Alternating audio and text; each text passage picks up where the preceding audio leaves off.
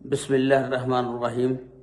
अस्सलामु अलैकुम व रहमतुल्लाहि व बरकातुहू। की हाल चाल है जी? ठीक ठाक हो? उम्मीद है अल्लाह ताला दे हुक्म दे नाल इंशाअल्लाह तुसी सारे ठीक ठाक होवोगे। अल्लाह ताला सब ते रहमत फरमाए। अल्लाह ताला सब नूं अपने हिफ्ज़ ईमान दे विच रखे। अज दे व्लॉग दे विच मैं तुहानूं एक ऐसा वाक़या सुणावांगा कि अज तो तकरीबन 1 महीना पहला यानी 13 नवंबर नूं कामोकी दा एक इलाका टिब्बा मुहम्मद नगर उत्थे बच्चे खेलते ने। सेम नाला आ उहदे नज़दीक, तो सेम नाले दे विच एक ना वो बैग देखते ने जिहड़ा दरखत दे नाल अटके आ हुंदा, ते वो बैग नूं वेख के बच्चे जिहड़े ने तजस्सुस पैदा हुंदा कि ये बैग नूं खिचिए, शायद इहदे विच कोई चीज़ होवे, की चीज़ आ चैक करिए।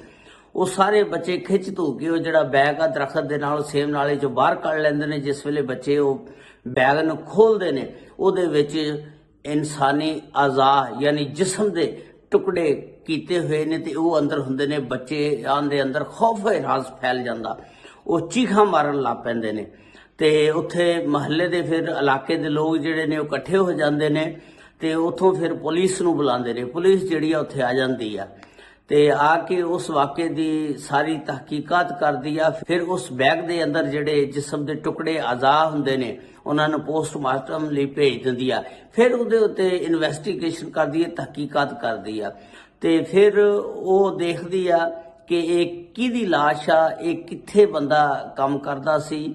ਉਹਦੀ ਮੁਕੰਮਲ ਤਫਸੀਲਾਤ ਅੱਜ ਦੀ ਇਸ ਵੀਡੀਓ ਦੇ ਵਿੱਚ ਮੈਂ ਤੁਹਾਨੂੰ ਦੱਸਾਂਗਾ। ਲਓ ਜੀ, ਚੈਨਲ ਤੇ ਨਵੇਂ ਹੋ ਤੇ ਚੈਨਲ ਨੂੰ ਸਬਸਕ੍ਰਾਈਬ, ਲਾਈਕ, ਸ਼ੇਅਰ ਜ਼ਰੂਰ ਕਰ ਦੇਣਾ ਔਰ ਨਾਲ ਘੰਟੀ ਦੇ ਬਟਨ ਨੂੰ ਜ਼ਰੂਰ ਦਬ ਦੇਣਾ ਤਾਂ ਕਿ ਜਦੋਂ ਵੀ ਨਵੀਂ ਵੀਡੀਓ ਅਪਲੋਡ ਹੋਵੇ ਉਹਦਾ ਨੋਟੀਫਿਕੇਸ਼ਨ ਤੁਹਾਡੇ ਤੱਕ ਪਹੁੰਚ ਸਕੇ। ਇਸ ਤਰ੍ਹਾਂ ਤੁਸੀਂ ਮੇਰੇ ਨਾਲ ਜੁੜੇ ਰਹਿ ਸਕਦੇ ਹੋ।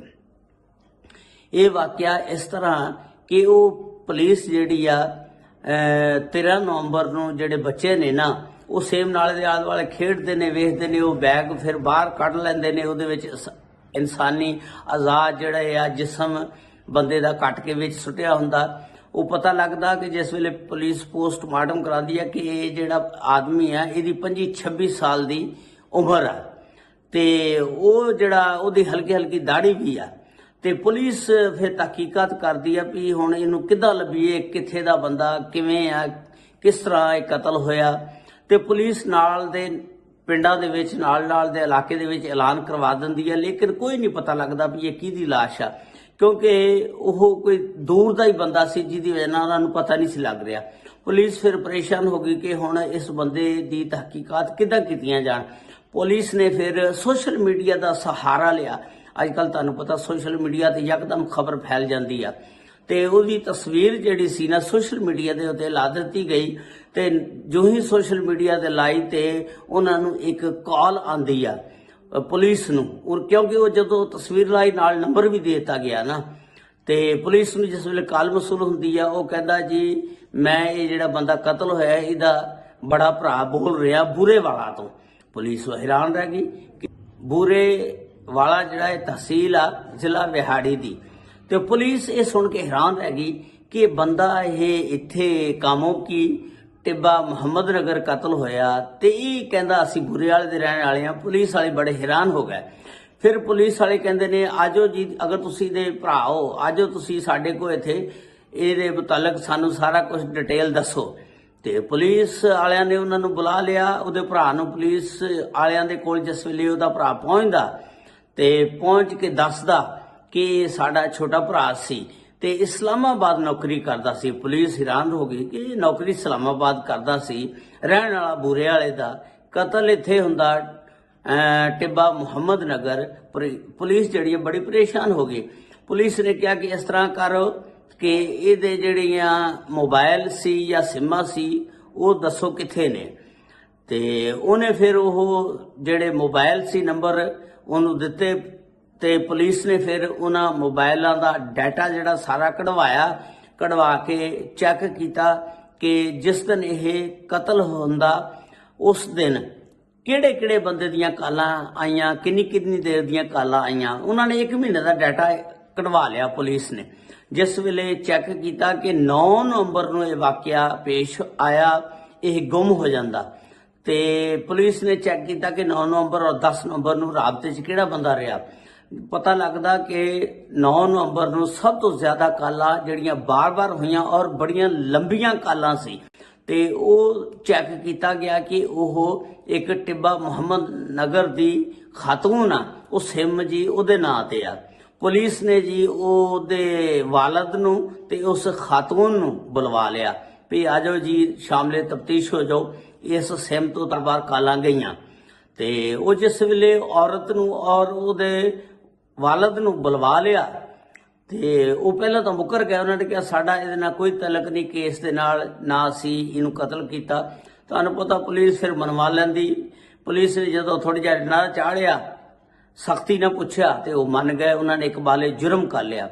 ਉੱਥੋਂ ਫਿਰ ਅੱਗੋਂ ਫਿਰ ਉਹਨਾਂ ਨੇ ਦੱਸਿਆ ਕਿ ਅਸੀਂ ਇਹਨੂੰ ਕਿਉਂ ਮਾਰਿਆ। ਉਹਨਾਂ ਨੇ ਦੱਸਿਆ ਕਿ ਇਹ ਜਿਹੜਾ ਸਰਵਰ ਨਦੀਮ ਆ, ਜਿਹੜਾ ਮਕਤੂਲ ਆ ਜਿਹਨੂੰ ਮਾਰਿਆ, ਉਹਦਾ ਨਾਮ ਸਰਵਰ ਨਦੀਮ ਸੀ। ਤੇ ਇਹ ਜਿਹੜਾ ਸਰਵਰ ਨਦੀਮ ਆ, ਅੱਜ ਤੋਂ 3.5 ਸਾਲ ਪਹਿਲਾਂ ਇਹ ਇੱਥੇ ਇੱਕ ਨਟ ਬੋਲਟ ਫੈਕਟਰੀ ਸੀ, ਉੱਥੇ ਕੰਮ ਕਰਦਾ ਸੀ। ਉਸ ਕੰਮ ਕਰਨੇ ਦੇ ਦੌਰਾਨ ਹੀ ਇਹਦੇ ਉਸ ਖਾਤੂਨ ਦੇ ਨਾਲ ਤਾਲੁਕਾਤ ਬਣ ਗਏ ਸੀ। ਬਸ ਫਿਰ ਫੋਨ ਦੇ ਨਾਲ ਗੱਪਸ਼ਪ ਹੁੰਦੀ ਸੀ ਤੇ ਵੈਸੇ ਵੀ ਜ਼ਾਤੀ ਤੌਰ ਤੇ ਵੀ ਇੱਕ ਦੂਜੇ ਨੂੰ ਫਿਰ ਮਿਲਦੇ ਸੀ। ਉਸ ਤੋਂ ਬਾਅਦ ਇਹ ਬੰਦਾ ਜਿਹੜਾ ਛੱਡ ਕੇ ਇਥੋਂ ਨੌਕਰੀ ਚਲਾ ਗਿਆ ਇਸਲਾਮਾਬਾਦ, ਉੱਥੇ ਜਾ ਕੇ ਇਹਨੇ ਬਤੌਰ ਵੇਟਰ ਕੰਮ ਕਰ ਲਿਆ, ਕਿਉਂਕਿ ਇਸ ਖਤੂਨ ਦੀ ਸ਼ਾਦੀ 2024 ਅਪ੍ਰੈਲ ਦੇ ਵਿੱਚ ਹੋ ਗਈ ਸੀ। ਤੇ ਉਸ ਤੋਂ ਬਾਅਦ ਫਿਰ ਇਹ ਦਿਲ ਬਰਦਾਸ਼ਤਾ ਹੋ ਕੇ ਇਸਲਾਮਾਬਾਦ ਚਲਾ ਗਿਆ। ਫਿਰ ਬਤੌਰ ਵੇਟਰ ਕਿਸੇ ਹੋਟਲ ਦੇ ਵਿੱਚ ਕੰਮ ਕਰਨ ਲੱਗ ਪਿਆ। ਉੱਥੇ ਹੋਟਲ ਦੇ ਵਿੱਚ ਬਤੌਰ ਵੇਟਰ ਕੰਮ ਕਰਨ ਲੱਗ ਪਿਆ ਤੇ ਇਹਦੇ ਨਾਲ ਰਾਬਤੇ 'ਚ ਰਹਿੰਦਾ ਸੀ। ਤੇ ਉਹਦੇ ਕੋਲ ਇਸ ਔਰਤ ਦੀਆਂ ਕੁਝ ਗਲਤ ਕਿਸਮ ਦੀਆਂ, ਨਾਜ਼ੇਬਾ ਕਿਸਮ ਦੀਆਂ ਵੀਡੀਓ ਵੀ ਮੌਜੂਦ ਸੀ ਤੇ ਉਹ ਇਹਨੂੰ ਮਜਬੂਰ ਕਰਦਾ ਸੀ ਮਿਲਣੇ ਦੇ ਉੱਤੇ ਵੀ ਤੂੰ ਮੈਨੂੰ ਮਿਲ। ਤੇ ਲੇਕਿਨ ਇਹ ਪੁਲਿਸ ਦੱਸਦੀ ਆ ਕਿ ਉਹਦੇ WhatsApp ਨੰਬਰ ਤੋਂ ਪਤਾ ਲੱਗਦਾ ਸੀ ਕਿ ਇਹ ਔਰਤ ਇਨਕਾਰੀ ਕਰ ਦਿੰਦੀ ਸੀ ਕਿ ਮੈਂ ਨਹੀਂ ਮਿਲਣਾ, ਹੁਣ ਮੇਰੀ ਸ਼ਾਦੀ ਹੋ ਗਈ ਆ, ਤੂੰ ਹੁਣ ਮੇਰੇ ਨਾਲ ਮਿਲਣੇ ਦੀ ਕੋਸ਼ਿਸ਼ ਵੀ ਨਾ ਕਰ। ਮੇਰੇ ਸਹੁਰੇ ਜਿਹੜੇ ਆ ਅੱਗੇ ਮੈਨੂੰ ਉਹ ਇਸ ਤਰ੍ਹਾਂ ਅੱਛੀ ਨਹੀਂ ਸਮਝਦੇ। ਤੇ ਉਹ ਜਿਹੜੀ ਔਰਤ ਸੀ, ਖਤੂਨ ਜਿਹੜੀ ਸੀ, ਉਹ ਸਹੁਰਿਆਂ ਦੇ ਨਾਲ ਲੜ ਕੇ ਤੇ ਆਪਣੇ ਪੇਕਿਆਂ ਦੇ ਘਰ ਆ ਗਈ ਸੀ। ਤੇ ਉਹਨੇ ਆਪਣੇ ਵਾਲਦ ਨੂੰ ਦੱਸਿਆ ਕਿ ਇਸ ਤਰ੍ਹਾਂ ਆਹ ਲੜਕਾ ਜਿਹੜਾ ਮੈਨੂੰ ਬਹੁਤ ਤੰਗ ਕਰਦਾ। ਤੇ ਉਹਦੇ ਵਾਲਦ ਨੇ ਕਿਹਾ ਕਿ ਅਗਰ ਬਹੁਤਾ ਤੰਗ ਕਰਦਾ ਤੇ ਇਹਨੂੰ ਫਿਰ ਫੋਨ ਕਰ, ਤੂੰ ਇਸ ਤਰ੍ਹਾਂ ਕਰਕੇ ਇਹਨੂੰ ਆਪਣੇ ਘਰ ਬੁਲਵਾ। ਇਹ 9 ਨਵੰਬਰ ਨੂੰ ਉਹਨੂੰ ਫੋਨ ਕਰਦੀ ਹੈ। 9 ਨਵੰਬਰ ਨੂੰ ਫਿਰ ਗੁੰਮ ਹੁੰਦਾ। 9 ਨਵੰਬਰ ਨੂੰ ਉਹ ਬੱਸ ਤੇ ਬਹਿੰਦਾ, ਕਾਮੋ ਕੀ ਟਿੱਬਾ ਮੁਹੰਮਦ ਨਗਰ ਪਹੁੰਚ ਜਾਂਦਾ। ਉੱਥੇ ਜਿਸ ਵੇਲੇ ਪਹੁੰਚਦਾ ਉਸ ਲੜਕੀ ਨੂੰ ਮਿਲਦਾ। ਆ ਕੇ ਉਹ ਲੜਕੀ ਆਪਣੇ ਅੰਦਰ ਘਰ ਲੈ ਜਾਂਦੀ ਹੈ ਔਰ ਪਿਛਲੇ ਅੰਦਰ ਦੱਸਦੇ ਨੇ ਕਿ ਉਹਨੂੰ ਵਾਲ ਲੈਂਦੇ ਨੇ, ਬੰਦ ਕਰ ਦਿੰਦੇ ਨੇ। ਬਸ ਫਿਰ ਉਹਦਾ ਵਾਲਦ ਆ ਜਾਂਦਾ ਔਰ ਦੱਸਦੇ ਨੇ ਸ਼ੋਹਰ ਵੀ ਉਹਦੇ ਨਾਲ ਸ਼ਾਮਲ ਸੀ। ਉਹਨਾਂ ਨੇ ਚੰਗਾ ਉਹਨੂੰ ਪਹਿਲਾਂ ਤਾਂ ਫੈਂਟਾ ਲਗਾਇਆ, ਚੰਗਾ ਉਹਨੂੰ ਮਾਰਿਆ ਕੁੱਟਿਆ। ਉਸ ਤੋਂ ਬਾਅਦ ਫਿਰ ਉਹਦੀ ਲਾਸ਼ ਦੇ ਟੁਕੜੇ ਕਰਕੇ ਇੱਕ ਬੈਗ ਦੇ ਵਿੱਚ ਬੰਦ ਕਰਕੇ ਤੇ ਸੇਮ ਨਾਲੇ ਦੇ ਵਿੱਚ ਰੋੜ ਦਿੱਤੇ। ਜਿਸ ਵੇਲੇ ਸੇਮ ਨਾਲੇ 'ਚ ਰੋੜ ਤੇ ਉਹ ਫਿਰ ਬੈਗ, ਤੁਹਾਨੂੰ ਪਤਾ, ਫਿਰ 13 ਨਵੰਬਰ ਨੂੰ ਉਹ ਬੱਚਿਆਂ ਨੇ ਬਾਹਰ ਕੱਢ ਲਿਆ। ਇਸ ਤਰ੍ਹਾਂ ਫਿਰ ਪੁਲਿਸ ਨੇ ਇਸ ਦੀ ਇਨਵੈਸਟੀਗੇਸ਼ਨ ਸ਼ੁਰੂ ਕਰ ਦਿੱਤੀ। ਤੇ ਫਿਰ ਉਹ ਜਿਹੜਾ ਵਾਲਦ ਸੀ ਤੇ ਕਹਿੰਦਾ ਸੀ ਕਿ ਇਹ ਸਾਡੀ ਲੜਕੀ ਨੂੰ ਨਜਾਇਜ਼ ਤੰਗ ਕਰਦਾ ਸੀ। ਤੇ ਮੰਗਲ ਵਾਲੇ ਦਿਨ ਫਿਰ ਪੁਲਿਸ ਨੇ ਇਹਨਾਂ ਤਿੰਨਾਂ ਨੂੰ ਅਦਾਲਤ ਦੇ ਵਿੱਚ ਪੇਸ਼ ਕੀਤਾ ਔਰ ਫਿਰ ਉਹਨਾਂ ਨੂੰ ਸੈਂਟਰਲ ਜੇਲ੍ਹ ਗੁਜਰਾਂਵਾਲੇ ਤਿੰਨਾਂ ਨੂੰ ਫੜ ਕੇ ਪੁਲਿਸ ਨੇ, ਯਾਨੀ ਲੜਕੀ ਦੇ ਵਾਲਦ ਤੇ ਉਹਦੇ ਸ਼ੌਹਰ ਨੂੰ ਤੇ ਸੈਂਟਰ ਜੇਲ੍ਹ ਗੁਜਰਾਂਵਾਲੇ ਭੇਜ ਦਿੱਤਾ। ਤੇ ਇਹ ਇੱਕ ਸਬਕ ਅਮੋਜ਼ ਵਾਕਿਆ। ਇਹ ਬੰਦਿਆਂ ਨੂੰ ਵੀ ਚਾਹੀਦਾ ਕਿ ਅਗਰ ਕਿਸੇ ਔਰਤ ਦੀ ਸ਼ਾਦੀ ਹੋ ਗਈ, ਉਹਦਾ ਪਿੱਛਾ ਛੱਡ ਦੇਣਾ ਚਾਹੀਦਾ ਤੇ ਉਹਦਾ ਘਰ ਜਿਹੜਾ ਵਸਣ ਦੇਣ। ਤੇ ਇਹ ਨਹੀਂ ਕਰਨਾ ਚਾਹੀਦਾ ਕਿ ਉਹਨੂੰ ਬਲੈਕਮੇਲ ਕਰਨ। ਤੇ ਇਹਦੇ ਵਿੱਚ ਉਸ ਬੰਦੇ ਦਾ ਵੀ ਕਸੂਰ ਆ, ਸਰਵਰ ਨਦੀਮ ਦਾ, ਮਕਤੂਲ ਦਾ, ਜਿਹੜਾ ਉਹਦਾ ਪਿੱਛਾ ਨਹੀਂ ਸੀ ਛੱਡਦਾ। ਲੇਕਿਨ ਉਹਦਾ ਭਾਈ ਇਲਜ਼ਾਮ ਲਗਾ ਰਿਹਾ ਕਿ ਪੁਲਿਸ ਜਿਹੜੀ ਆ ਇਹਨਾਂ ਦੇ ਨਾਲ ਮਿਲੀ ਹੋਈ ਆ। ਮੇਰੇ ਭਾਈ ਦਾ ਐਸਾ ਕੋਈ ਤਾਲਕ ਨਹੀਂ ਸੀ ਇਸ ਖਾਤੂਨ ਦੇ ਨਾਲ। ਤੇ ਲੇਕਿਨ ਤਾਲਕ ਤਾਂ ਹੋਏਗਾ ਜ਼ਰੂਰ, ਜ਼ਾਹਰ ਆ, ਜਦੋਂ ਫੋਨ ਦੇ ਉੱਤੋਂ ਸਾਰੀਆਂ ਚੀਜ਼ਾਂ ਮਿਲੀਆਂ। ਔਰ ਉਹ ਲੜਕੀ WhatsApp ਤੇ ਵੀ ਕਹਿੰਦੀ ਸੀ ਕਿ ਮਿਹਰਬਾਨੀ ਕਰ, ਜਿਹੜੀਆਂ ਕਾਲਾਂ ਮਿਲੀਆਂ, WhatsApp ਮੈਸੇਜ ਪੈਗਾਮ ਜਿਹੜੇ ਮਿਲੇ, ਮਿਹਰਬਾਨੀ ਕਰ ਤੂੰ ਮੇਰਾ ਪਿੱਛਾ ਛੱਡ ਦੇ, ਮੇਰੇ ਮਗਰ ਨਾ ਆ ਤੇ ਮੈਂ ਸ਼ਾਦੀ ਕਰਵਾ ਲਿਆ ਤੇ ਮੇਰਾ ਘਰ ਵਸਣ ਦੇ। ਤੇ ਇਹਦੇ ਵਿੱਚ ਮੇਰਾ ਖਿਆਲ ਆ ਕਿ ਲੱਗਦਾ ਉਸ ਆਦਮੀ ਦਾ ਜ਼ਿਆਦਾ ਕਸੂਰ ਆ। ਤੁਸੀਂ ਕਮੈਂਟਸ ਦੇ ਵਿੱਚ ਦੱਸਣਾ ਕਿ ਆਇਆ ਉਸ ਬੰਦੇ ਦਾ ਕਸੂਰ ਸੀ ਜਾਂ ਔਰਤ ਦਾ ਕਸੂਰ ਸੀ। ਤੇ ਇਸ ਅੱਜ ਦਾ ਵਲੌਗ ਜਿਹੜਾ ਮੈਂ ਤੁਹਾਡੇ ਨਾਲ ਸ਼ੇਅਰ ਕੀਤਾ, ਉਮੀਦ ਹੈ ਤੁਹਾਨੂੰ ਪਸੰਦ ਆਇਆ ਹੋਵੇਗਾ। अस्सलामु अलैकुम व रहमतुल्लाहि व बरकातहू। एक सबक इतो हासिल करना चाहिए।